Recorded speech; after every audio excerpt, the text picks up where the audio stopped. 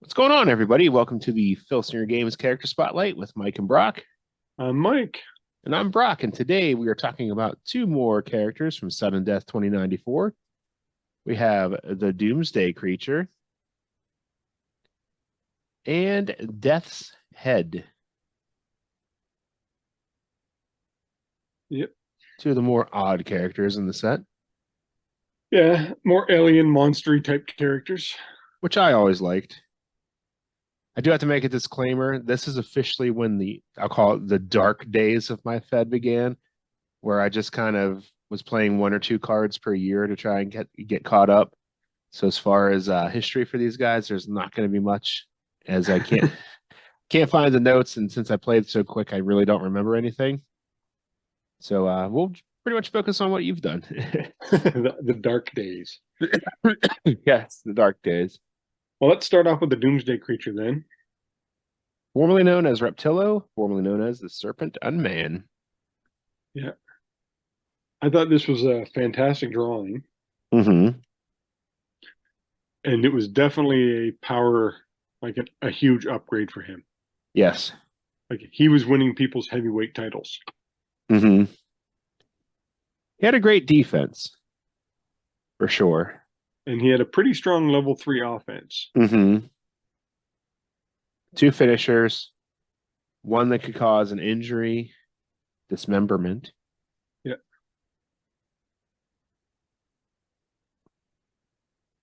But yeah, I always liked Reptilo. I always kind of felt bad for him. He was just trying to keep up with everybody else, and this is what he became.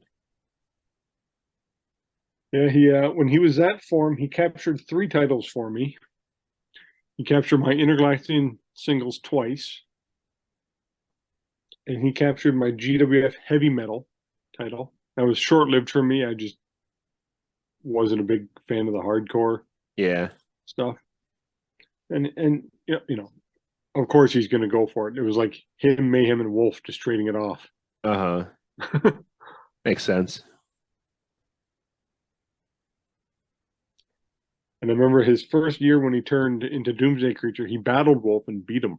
Wow, that's impressive. So I'm just Yeah. looking at my handy dandy card. I wish I had some of those. In 2094, he was most improved wrestler of the year. Yeah, I would say so. And in 2095, he was first runner up for match of the year. Who was that against? I didn't write it down. I'm going to assume probably Wolf.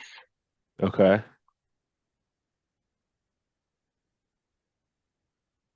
He finished off with a 44, 58, and 20 DQs. Wow. Yeah, what is his DQ rating? 7. Yeah. Yeah, there's no surprise there. He gets DQ'd a lot. So most of those DQs came as probably Doomsday Creature. I would say so, yeah. And, I wish I almost would have kept, separate records for all 3 guys Yeah.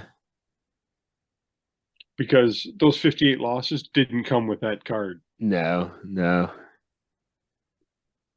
Those DQs probably did. Oh, yeah.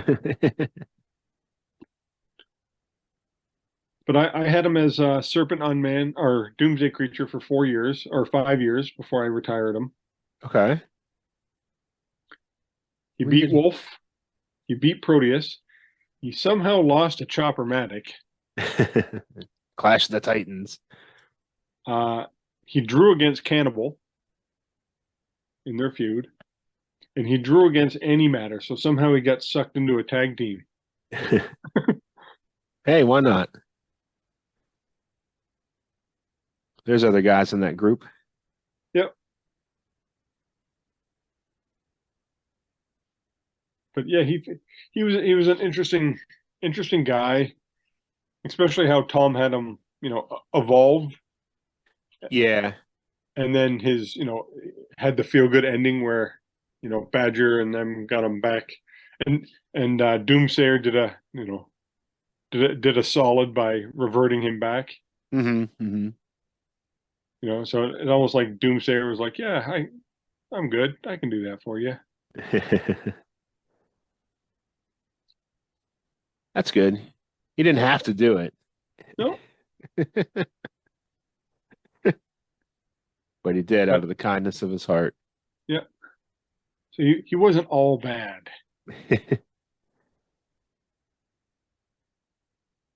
But yeah, that was that was a stint on the Doomsday Creature. He didn't hang around very long. He retired in 2096. Yeah, I had him retiring in 2099. So he lasted a bit longer with me. Yeah. One thing I like, and there's little subtle details on this, on the drawing, is you can see little pieces of the original Reptillo art Yeah.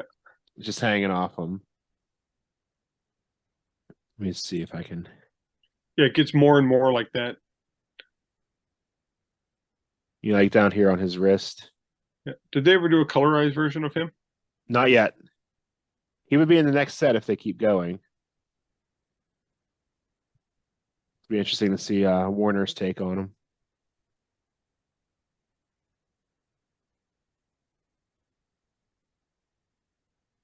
Definitely a fun character. Oh no, he was. Um, his story was, an interesting one. He started off as Reptillo, and he wanted to get better, and he started. Hmm. It was a thing of hubris, where he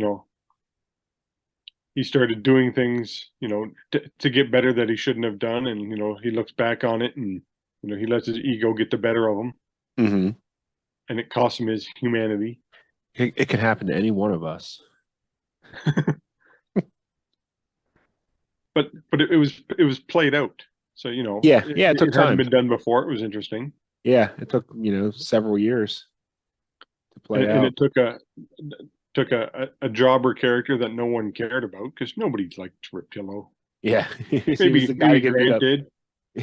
did. Yeah, yep. The Ballad of Reptillo. Throwing toasters. Look it up. It's real. Yeah, yeah, we are not lying. It's on iTunes actually has it. Yep, yep. You can buy it. That's all you can buy wherever you buy your digital music, and I recommend doing it. I have downloaded it, and but yeah, that was pretty much it for him. I'm not too sure. Um, like I know I had him grow and then shrink back down, but I can't remember what I had him at.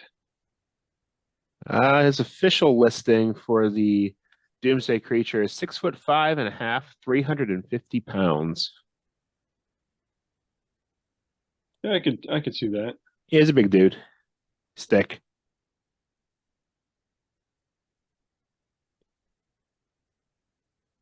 Reptillo started at 6 foot, 223 pounds. The Serpent Unman actually slimmed down and got smaller. He Oh, was 5'10", here it is. 198 pounds. Turn him into a serpent on man, and I turn him into a doomsday creature. Then I turned him back into Reptilo, and he laughed. I want you please. Just give him a taste. Make him go buy it. Reptilo back. Yeah, I know. Just a taste. that's it from throwing toasters. I wasn't lying when I said I had it. I have it on CD. That's how old school Okay. I am. Compact disc, baby. No, I just downloaded it on my handy iTunes. I downloaded the whole album actually. Was it called? Tunes in the tune of songs in the tune of GWF. Yep. Check it out, folks. It's fun. If you're a fan of this game and the mythos, you'll really enjoy it. Yeah, all the songs relate to the game. Yep. So but what would you do to power creep the Doomsday Creature? He has 3 C ratings on his charts and Ooh. an A on Out of the Ring. So I think I'd bring the death jump up to a B. To the C rating on death jumps, that's a pretty good chance of getting pinned. Yeah.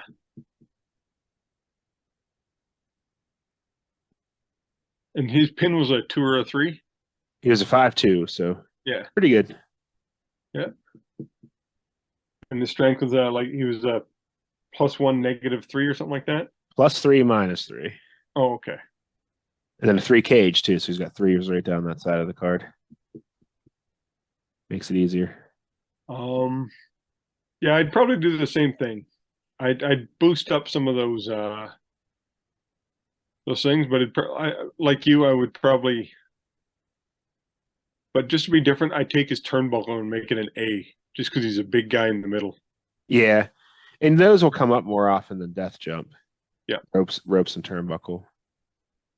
Yeah, because it can be put on there through choices, and and they have to be on there for the chart. Mm-hmm. Like you got to have an into the ropes and into the turnbuckle. You have to have that. Mm-hmm. The death jump, you don't have to have. You can have it as a choice G or H. You don't have to have the. Right. You just got to be able to use the chart. And it's only on level 3, so the other 2 are more frequent. On level 1 or 2. I don't know how much more wins it would get him, but it might help. Yeah, can't hurt him. That's for sure. But that was the one thing that stood out to me was his chart ratings are pretty bad. Yeah. Forgot all about that. It's been a long time since Yeah, I'm looking at it right now, so it makes it easier. The next guy, Death's Head. Check him out. I always liked this drawing. It was, very Shakespearean. Yeah. To me, when he had that pose, I made him a thinking monster. Okay. Like he's where I got the idea for my bootleg character Brodich. Okay. So he was my version of the intelligent monster, like Bruiser Nice. Brody. Because he just looked like he'd be, Mm-hmm. performing a soliloquy. Is he wearing any clothes? I'm assuming he's wearing trunks. Because in every one of his cards, you can't really tell. Yeah. But he's a guy he actually does quite well, except when it comes to titles. I was looking at his card. He's pretty good. Like I still use him. Like I've used 1, 2, 3, 4, 5, 6, 7, 8, 9, 10, 11. He's in his 12th year, so I've wrestled 11 times. Mm-hmm. He's won 7 of his feuds. Okay. Not bad.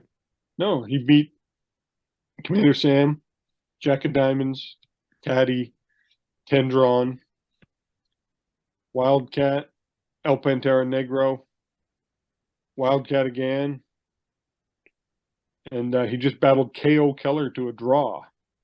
All right. So, but he has captured 2 titles for me. He captured the Intergalaxian Tag title.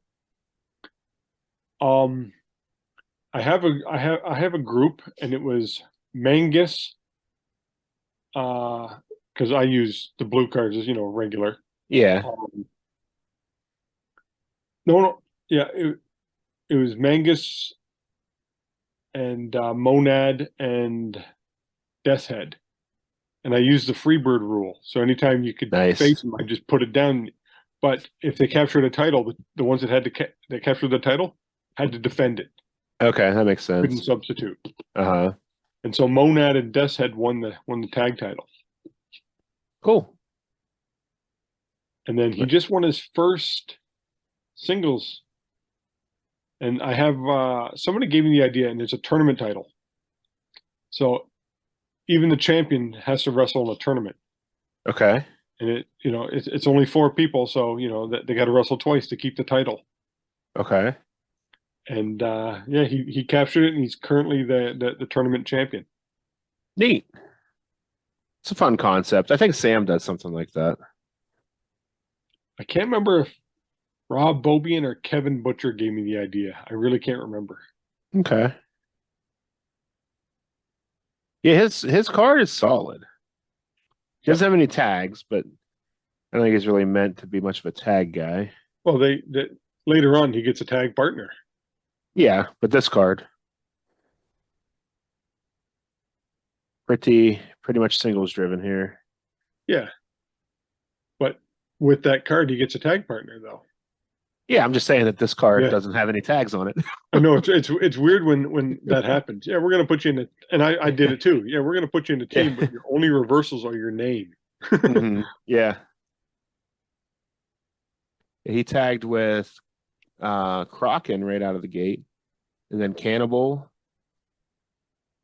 and Cycle Hog, Draconian Sheik, and Mutant with this card. And then he tagged with Erebus with his updated card. Yeah, I have that.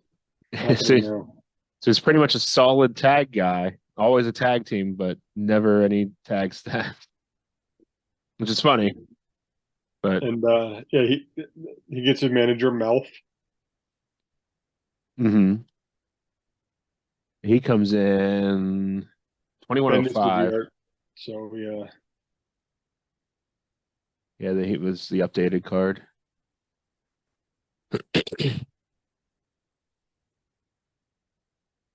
So he's a guy who I really, really like. Just the art, the way he looks. He was the first of the Brimstonians. Yeah, it was before Brimstone was even a thing. Which for me would be in my top 3 places like that I like to see wrestlers from, because it's wide open. Yeah. Like yeah, I'm a fan of the monster movies and stuff like that, so it fits right in. Right. It's cool. Yeah, you get all kinds of creatures coming out of there instead of one type of race, which is nice. Yeah, because it's literally whatever your mind can think of that's twisted. Yeah, because we've seen some interesting characters from out of there. Like I remember when Randy Bugdale got Tom asked me, "Hey, can you get him to draw a tag team? I want a women's tag team from Brimstone." Yeah, Randy drew some pretty wild looking Brimstonians. Yeah, mouth on the stomach and stuff. And yeah, because Tom said I want to see the drawings first, and then he'll work on the back. So it's Hunger and Serpentine. Those are cool. Because I remember Randy's like, I can do what? Anything you want. Just make them look like demon type monsters. Yep. Which is right up his alley. Gloves are off. Yeah, I think he was the first officially. They didn't say he was from there first because I don't think they had named it yet. No. But yeah. It was revealed in 2105, I think, that he was from Brimstone whenever the Brimstone Burning team came in. According to his bio here. Yeah, no, I'm not going to argue with you. I fully believe you. Where did they say he was from originally, though? I don't think it says. Oh, well. I guess that's neither here nor there. Yeah, he's currently teaming up with Erebus now after years, because Erebus had he will be next year teaming up with Erebus. I have it set. So Erebus is finally getting because how I did my feds is, it was like Premier League soccer. You got to work your way up the ladder. Yeah. But I change it every 3 years. So I do a draft for 3 years, and then I do the move your way up every 3 years. So last year was the end of the 3 years, so now it's a draft. So I'm gonna team up Erebus and Death's Head for the first time. Erebus is really demonic looking. Yeah.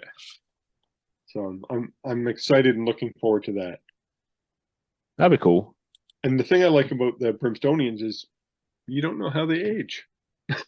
True. They could be thousands of years old for all we know. Yeah. Never have to get weaker, I guess. Just get more experienced. There's been some goofy ones too, like Cyclops. He was kind of goofy, I thought. But most of them are pretty cool, creepy. I don't even know Cyclops. He probably aren't to him yet. He came out in 2113. Yeah, I don't even own those cards. He's huge. He's a big Cyclops. He is what his name says he is. That's one thing we have to cover at least once. We got to dedicate a whole show to Tom's Greek history, because Yeah, yeah. how much influence Tom being Greek has had on the game. It's Mhm. huge. Right. How would you upgrade the Death's Head? I'd give him a couple tags. That's what I was thinking. I'm like, he's such a tag guy. No, we're not going to give you a tag. Give him one on level 1 and one on level 2, just to make him fit his story. I might go 2-2-1. Okay, so give him one on 3 too. Yeah, make him a solid tag guy through and through. Because he was always in a tag team, like you said, so makes sense. Death's Head, ladies and gentlemen. Zombie looking, monster looking, maybe Joker looking. with the Grace Jones hairdo. Yeah. You don't know what that means? Look it up. I'm old. He's a good looking man. Yeah, I think he needs some tags. Yep. Then he's really solid for his role. And our topic is your most surprising heroes. All right. So guys, you just got the big push out of nowhere because they strung together some wins, or captured a fluke title, but it carried them for could be a year, it could be 2 years. For me, it was definitely Billy Joe Boxer. He just wouldn't lose for me. And I know he wasn't supposed to be like a top singles guy, but the dice said otherwise in my fed. He had a pretty good run. He ended up capturing my main title. He held it for a while. Yeah, he's the main one that popped right into my head whenever you mentioned it. I hardly ever used him with Titan Power because he was just so good on his own. His win-loss record was unbelievable. So I just kept running him as a singles. I don't think you know what you were doing. No, I totally did. There's nothing complicated on his card.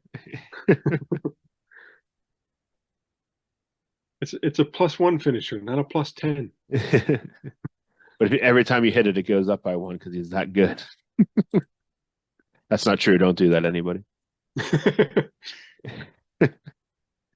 Guys would become super powerful so fast. That's a power creep. Yeah. They should have power creeped Billy Joe Boxer. Is what they should have done. Luckily, Mike Molesky doesn't watch this show, so he won't get that idea. Should have upgraded him. For me, I had 2. Okay. But the one guy I was going to say Pulsar Prime, and a lot of people would be like, "Oh yeah, well he was great." He only had 2 brief stints with me where he did okay. This is the second card. Okay, the good one. So on a fluke, he got won the GWF Heavyweight Championship off of Battering Ram, who had won on another fluke. So I had 2 back-to-back fluke champions. But Paul Barnes had me put Massive and Pulsar Prime because he did it. Uh-huh. And they went on to have something like a 27-2 record. Wow, that's cool. It was just unbelievable. Those 2, and they captured the heavyweight championship. And I had a massive tag tournament where it was best 2 out of 3 matches. Okay. 32 man, and they won it. Wow. And how long did that take? It was done over 2 years. Okay. I was gonna say it wasn't one night. It was steady.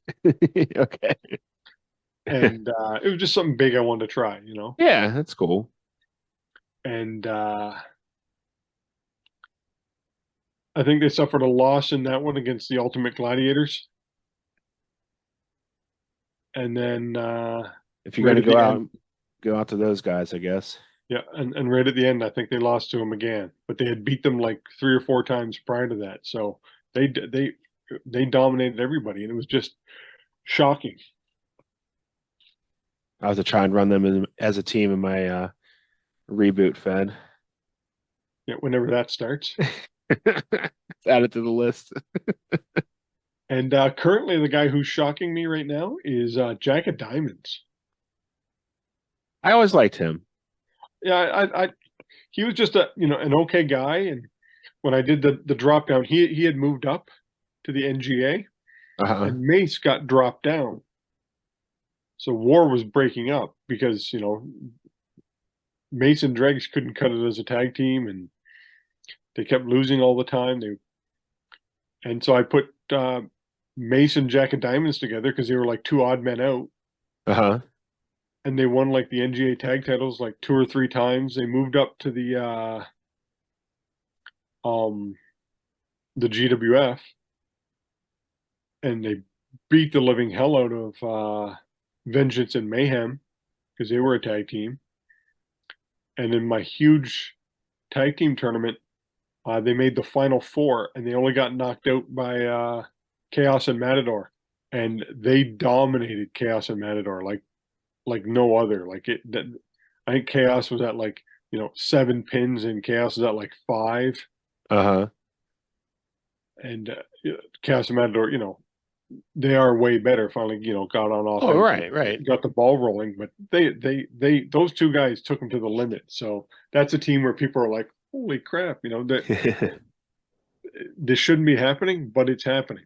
Some cards just work well together. Yeah.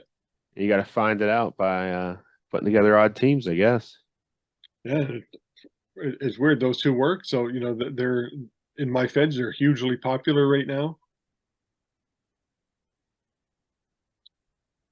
We need to make the Jack of Hearts and the Jack of Clubs and the Jack of Spades. Oh, okay. For a second there, I thought they were actual wrestlers that got put in the game. And just further down the road, I'm like, what? Really? Nope. No. That was just me rambling. But You had me. wouldn't that be cool? Call them the Jacks of all trades. I don't know. That doesn't make sense, but should make a Royal Flush Gang type team. Yeah. Then hope you don't get sued by DC for copyright infringement. Just don't make it the actual Royal Flush. Yeah. Just make it a flush. Yeah. Well, yeah, but then you can't call them the Royal Flush Gang. Do hearts. Do them the Flush Gang, and Instead of spades. Toilet paper. Instead of spades or clubs, do hearts. Yeah. Or diamonds, because you have the Jack of Diamonds. Yeah, Jack of Diamonds is already there. He's the precursor to it. Yep. It's just called a flush, right? With diamonds. Yeah, if it's all the same suit, it's a flush. It's a royal flush when it's Jack, King, Queen, Ace, 10. That's the royal flush. Should do it. Just start it. Just do flush. We'll start at a 2, or no, we'll start with an ace, and then he can become the leader when they become the royal flush. Then. Well, Ace is always the muscle. True.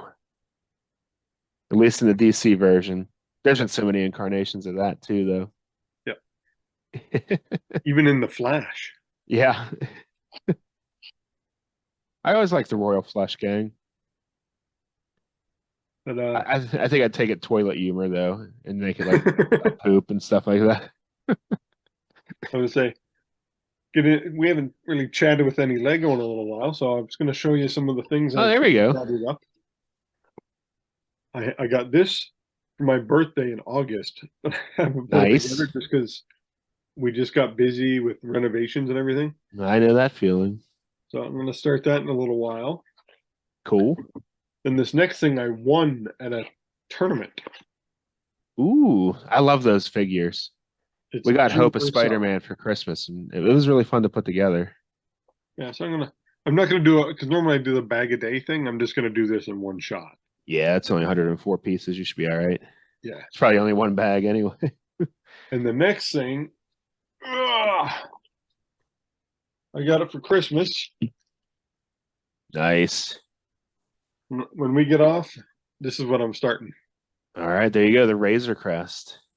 Then you need to get the USC Razor crest. It's like Yeah, $800, I'm not going to be spending $800 on Lego. especially because he has a new ship now too. Yeah. If I were to spend $800 on Lego, I'd get the Millennium Falcon instead. That set's amazing. The USC one. It looks very cool. Mm-hmm. Or I you just don't can know where I'd put it. or you can just download the booklet and slowly Yep. build your own. With random colors. Yeah. I want to do Google that with that, my people. A-Wing. Google it. People have done it, and it looks amazing. I want to do it with my A-Wing. That'd be fun. Got the booklet. I was gonna write it down and see how much it would cost. Yeah, piece that out. Shouldn't be too bad. No, it'd be We more won't- expensive than the actual model, but Probably. I'm not too sure. I've never tried to buy singles. Bricklink.com. Yeah, but how much are they? Depends. Oh. It's individuals. It's like eBay for Lego parts. Lego owns it, but it's like peer-to-peer purchasing. Oh, okay. It's worth checking out. You can find some good deals on there. Bulk stuff. We went to a mini Lego convention here in Pittsburgh last weekend. It was fun. Kids had a good time. There's a kid who had a complete underwater city that he built. It was on an 8-foot table. There's all kinds of like coral and stuff like that. It was really nice. We have pictures of it, but I'll throw them up on Instagram. Yeah, because I don't have Instagram, but I'll take your word for it then. You can look at it still. It's not my fault you don't have Instagram. I have Facebook and Twitter, and that is it. Okay, boomer. And I getting ready for the Chiefs again. Last time I said this, they didn't make it, but now they're in the Super Bowl. Well, you got a month to wait now. Yeah, but if worse comes to worse, I have the Eagles. You can wear them both. You'll be a fair weather fan. Well, see, I am a Chiefs fan, but I used to coach spring league football, Uh-huh. and the team I coached was the Eagles, so we all had to go buy Eagles caps. Well, there you go. So just it was worn. It was a 6-game season, so I wore it 6 times. There you go. So, Makes it- stretch fit. Yeah, so it's making the cracking sound. That's how little I've worn it. Well, I always root for AFC just because that's where my Steelers play. So I always root for the AFC in the Super Bowl. I've been a fan of the Chiefs since Christian Okoye Okay. and Derek Thomas and Neil Smith. And for me, the greatest football game I ever watched was Chiefs and Broncos, Elway and Montana. Okay. The last 2 minutes of that game, there's like 4 lead changes. I believe it. It's insane. Gunslingers on both sides with people to throw to. That for me, that was the greatest game. But if you want to start with our shout outs. Thank you everybody for listening. Please, if you have not yet, hit that subscribe button. We have a goal of 123 subscribers in 2023. we're getting there. 12. Yeah. We lost one, but then we gained it back.